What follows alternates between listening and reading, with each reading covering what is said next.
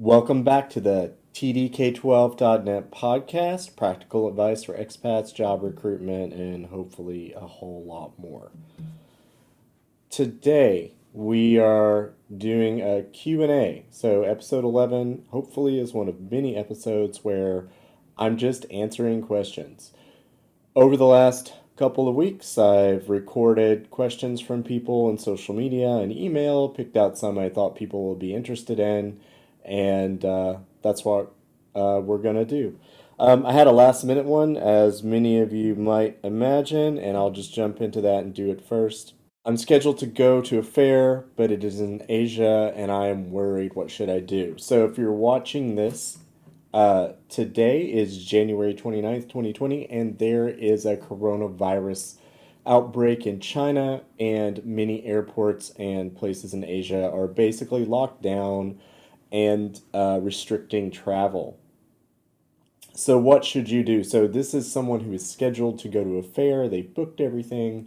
This is my advice. My advice is first, reach out to the recruitment agency and ask them, is the fair still on? Are there going to be options for doing this remotely, such as over Skype? And has anything been formally communicated about what's going to happen if all travel is shut down? That's step one. Step two, reach out to any schools that you've already contacted and tell them that you're really hesitant about traveling, you're worried about getting stuck, and ask them if they're interested in potentially doing things over Skype or through another service so that you don't have to travel. Maybe they also don't want to travel, so this could be a win-win. Finally, if you decide to go, you need to plan to come back late. So I'm not saying you need to change your ticket, but if you're currently employed somewhere, you need to tell them you're going to the job fair still and let them know that there could potentially be delays. I mean, they should at least know. If they've approved your days off, and they've only approved a couple days off, and you end up having to take like a week off, that's something you're going to have to work out with HR, but at least you can let the people who are going to have to cover for you know and your immediate supervisor. So that's what I would do. If you're really, really worried and you're supposed to go to a local job fair in China, you just don't go. I mean, this it's not worth your health. I'm not saying that anything is going to happen to you, but if you have a bad feeling or you really have some concerns, simply don't go. It seems like the job fairs are all right now and you have to go. That's not true. There are plenty of jobs that are going to come up in the spring and even close to summer. Other people are in the same situation you are. Make the best decision for yourself. All right, let's move on to the next one. This one was interesting. A contract was offered with a weird stipulation, 10% of income held until the contract finishes. And I was like, what? And that's what I said when I saw this on social media. This story was a little strange, and I've actually heard this story a couple of times, and I've heard two versions of it. So, version one of this, I've seen a few different ways. A good contract is going to have kind of like a damage deposit, and they're going to tell you that upon inspecting where you're living, your damage deposit will be put into your final payment. Often the final payment comes after you leave. So they will pay your final salary to your foreign bank account with any other benefits and your deposit. That's totally normal. 10% is too high. If it's going to be a percentage, it needs to make sense. So I don't know. I would say a flat rate is normal, just like if you were doing a damage deposit in an apartment that you're renting on your own. I would say anything more than 5% is a red flag. This is a lot of money to hold. Remember that most furnishings and stuff in employer provided accommodation, they're not brand new, and they've been long since paid for. You could have moved into a brand new place, but they're planning to use that for many, many years, and you're not going to destroy all of it. One thing I can tell you is if there is a checkout process, and I've mentioned this before and I'll mention it again, check out as early as possible. So most schools who are organized will have a checkout process. And if they don't, then you should push the checkout process. So if you know that you're going to leave June 16th, and that's it. You're never going back. You've resigned. You're moving on to other things. You're going to leave June 16th. Then June 1st, you go to HR, you go to whoever you need to go to and say, hey, when is my checkout? Oh, well, we don't really have a schedule. Oh, would it be possible to do it June 11th? Just get it done as early as possible. And a lot of times they'll say, okay, okay, we can do that. Like, we don't really think you're going to wreck the apartment in a week. They'll come, do the checkout, and guess what happens? You get all of your money at once and you're not waiting. I have seen situations where schools do an initial payout uh, and they'll ask the employee if they want part cash and part deposit. Now, a lot of people will do that. So they'll meet on their last day, they'll get 50, 60% of their final salary in cash. And then again, benefits, pension, everything else plus this deposit comes later.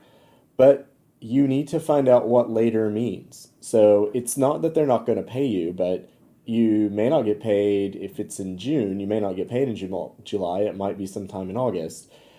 If you can negotiate getting a direct payment of all your money into your foreign bank account by a fixed date within a month of your leaving, then you're done. You just don't want to be carrying the baggage from an old job into a new job. The contract was good, the HR support was bad, and hidden costs were discovered. In this particular situation, what had happened is the person did a contract and the contract was fine, all that was fine. Benefits, there was nothing wrong with the contract. But they had to get their visa, right? Because they're going to a country that requires a visa. And the HR department sent almost no information and was like, "Good luck getting your visa." So this is a problem because you usually can't get a visa in most places unless you follow a very particular and strict process. And the HR didn't actually outline anything. They had given this person the name of an agent who could process their visa, but this didn't really make sense because this agent wasn't in the country where the person was working. Now you're like, how can this happen? Well, a lot of HR departments are going to look at your passport and they're going to say, you're an American, so we're going to give you an agent in America, even though you're working in Brazil. That's not going to help you out in any way. It's really not going to help you out. So, my advice to this person, and I did give them advice, I said, first, reach out to your HR and ask them if they have time to have a phone call. A phone call in this situation is better than email. I know in today's world, everyone wants to just be passive and send emails and use social media. You need a phone call, an organized phone call where you can connect. If you can do a Skype call with video, it's even better. You want to connect to the person on a human level because they need to understand that you are concerned and you need to read them as much as possible to see if they're having some kind of hesitation, meaning they really don't have a process, they don't know what to do, or if they simply have never dealt with someone in your situation. So maybe 90% of everyone they've ever employed have come from one or two places and they're just following that process. And they just need more information about what the problem is. And explaining it and having them connect with you and listen to you is really important. They may not be required to do more than they've done. You're actually asking them to do a little bit more. And that means that you need to build some type of relationship. Emails and social media really don't do that very well. All right. In this case, there were hidden costs. So, aside from explaining that they need to reach out and confirm some stuff, the HR basically said, we'll pay for your visa. We're going to cover all the costs for you to get your visa. But we're not going to pay for you to get your paperwork verified. So you have teaching certificates, passports, you have all these documents that they need. And different countries require different things. And like if you're going somewhere that requires attestation, you have to pay for attestation. And you have to pay for all the steps involved. Well, this particular school wasn't going to pay for attestation. They weren't going to pay for courier fees, overnight, any of that stuff. They weren't going to pay any of the stuff required to get the documents verified. So, my question to this particular person was, are you invested in this job? Are we talking about you having to invest about $1,000 to get all of your paperwork sorted and get everything stamped and notarized so that you can get a visa and then they'll cover the $200 or $300 to get the visa? Or are we talking about something a lot more? So if you're getting a job and maybe the salary is $55,000 to $75,000 a year, you have to ask yourself, is it worth $1,000 to get that job? Probably. And your documents are going to need to be notarized anyway. You're going to need to get your police background checks. You're going to need to get all this stuff eventually anyway if you're going to be an expat. It's not a bad investment. If you're looking for a zero cost, then you don't want to go somewhere where you need to have a visa processed, at least not this type of visa, because I've never experienced zero cost. I have experienced contracts where the school has a maximum, and they're like, "Look, we'll pay you back up to $2,000, however you want to use that." And there you go. And if you decide you want to use some services and you want to speed things up, you might be over $2,000, but they're going to pay most of it. I have seen situations where they will cover basically any cost except for attorney fees. And I actually met a couple that spent something like $6,000 to have an attorney do all this work for them. And they were livid in this case because the school, they're like, yeah, we'll cover the cost of the paperwork and the courier and everything else, but we're not going to pay attorney fees for you. So that's an extreme case. Most people aren't in that case. I would say the normal investment for most people is somewhere between $600 and $2,000 for all the paperwork. This should be something you need to consider, and it is your responsibility for your paperwork to be up to date, stamped, and notarized. Let's do this one, and we'll leave the family one for the last. Saving money is not possible everywhere. What it means to be from California. I was speaking to a person who is looking to go back overseas. They've been back in the US for some time. And where they had worked before, I think, was very lucrative for them. But in the current climate, it's not. So the cost of living has gone up. Salaries haven't really. It's not safe. It's dangerous.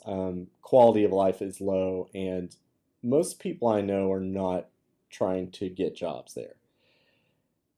And this was a little, I guess, heartbreaking for them and hard to hear because they had this romanticized idea because they had done it when they were younger. There are plenty of other adventures out there where saving money is possible. To make it worse, though, this person is from California. Now, I'm not an expert on being from California, never lived in California. My friends who are from California complain all the time, and they complain because California is a state that taxes all your income. So even though you might be able to exclude all your income from the IRS, they always had to pay money back to California from their overseas income. And in one case, my buddy who owned a home with his family, they were co-owners. He was on the deed. They sold their property. His mother moved to Michigan to relocate. And one of the driving forces wasn't just to sell the home and cash in on the property, but it was to stop paying taxes. If you're in a state where you have some deep tax obligation, you have to be very careful about where you work. So if you work in the Middle East and it's a tax-free salary, you've got a lot of flexibility. If you work somewhere like Korea and you're being taxed between 12 and 21% of your income, you don't have as much flexibility. You don't want to pay that plus a state tax and a federal tax. Like, you need to be really careful. My advice to this person was actually all the goals they had were very reasonable at their experience level and looking at their resume. They were going to be able to jump into a teaching position easily at 65 to $80,000 a year, easily, with paid housing, good medical, everything. I mean, this person, amazing resume. They could work anywhere they wanted, but not where they wanted to work, because where they wanted to work is just not good to work anymore. So um, that was kind of a sad and interesting conversation. I'm hoping that they don't give up and they realize that that was one point in their life and they had that romanticized idea of that and it was a great experience. So find another place and start over and see if you also have an amazing experience. All right, the final one. This one has come up so many times since I've had a child because I guess once you are also part of a certain situation, you start noticing that same situation everywhere. The family did not do the paperwork for their new baby.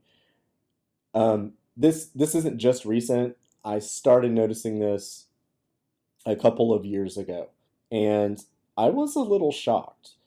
And this is why. You might be the parents, but this is not your choice. I don't care who you are. If you have a child, you're responsible for getting all their legal paperwork done. You can't decide not to do it because in the future, you basically have made their lives difficult. If you have a baby in another country, your home country is going to have rules. For example, you have 90 days to get the passport and the proof of birth abroad certificate, whatever your country requires, there's going to be something like that. They may even say you can't do it overseas. You have to get a temporary passport, fly home, get the paperwork. Whatever it is, you have to do that. You can't just decide to let all of these requirements lapse and then a year or two later try to do them.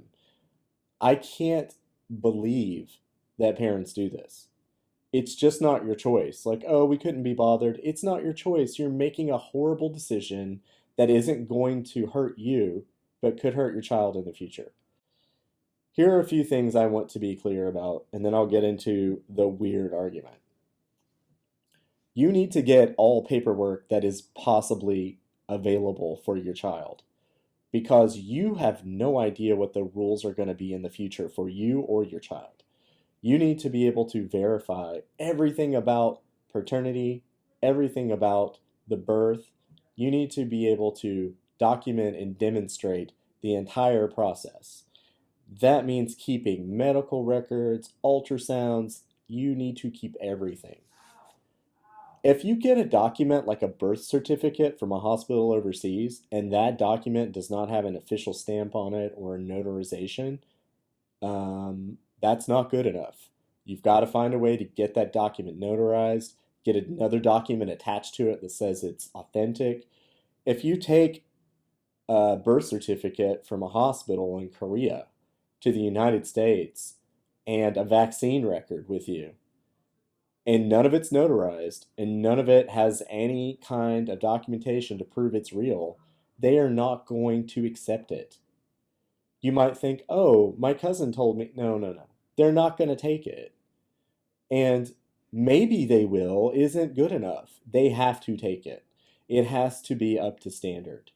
And standard is verified, stamped, signed.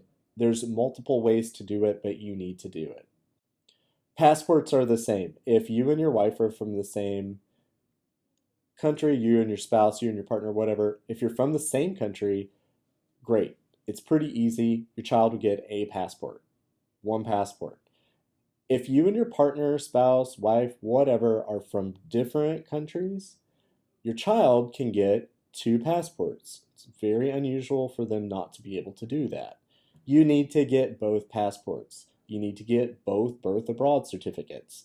If the country has a social security number or something like that, you need to get those government ID numbers. All of that needs to be done, and it needs to be done before the expiration date. So I had this weird argument with this person, and here's the argument, and it had no logic.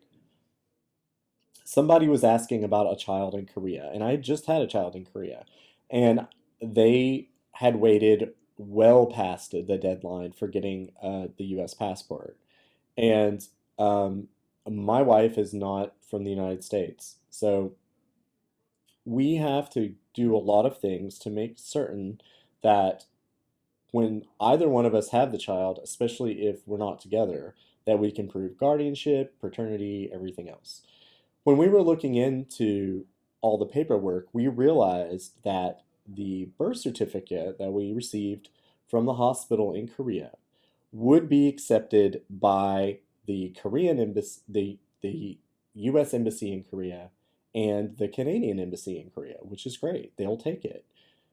However, we also realized that where we were living, there was an office that could issue a more formal government level birth certificate. So we also went and got that. It was really easy.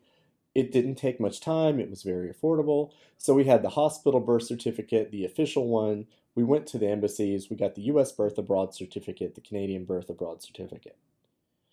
And I'm really, really glad that we did because when we were applying for a green card and for other types of documentation, we needed that. They did not want the hospital birth certificate. They wanted to see the history of the paperwork.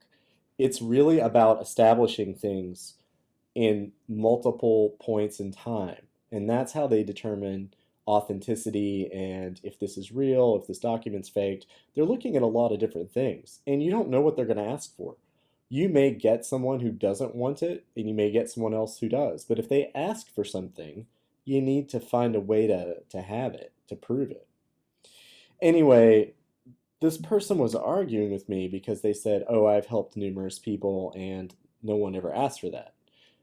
And then they let me know that if I had a child with a US passport, they didn't need to have a green card. And I was like, understood. My child doesn't need a green card, but his mother does. And when we worked through a lawyer to get the green card, they wanted more than that hospital birth certificate. And when my wife took the child to Canada to get the child's Canadian paperwork finished in Canada, which it had to be done in Canada, they also wanted that birth certificate. It doesn't matter that this person who maybe had helped 100 people didn't have that situation. That's not logic at all. That is not logic. Um, the logical thing to do is to get all the paperwork you can get and get it as soon as you can and don't miss any of these deadlines. And the vaccine record, we looked into that. Yes, we had a vaccine record from Korea. There is a way to get that vaccine record in Korea translated to English so that it will be accepted in Canada and the United States. We had trouble in the United States with the vaccine record, but not in Canada. We actually had to go back to Canada, get more paperwork to get someone to accept the vaccine record in the United States. We didn't know. It was just something that came up, and I could mention this to a few people, and maybe no one else has that experience because you weren't in the same state I was in, you didn't go to the same clinic. Who knows? That's not the point. The point is that whatever you can get for your child, you need to get it, and you shouldn't choose to leave them in limbo because in the future, you've just made a really bad choice for your child. All right, that's all I have, and we'll be back soon with some more exciting expat topics. And if you have any questions or scenarios or situations, feel free to email me at tonydepredo@gmail.com.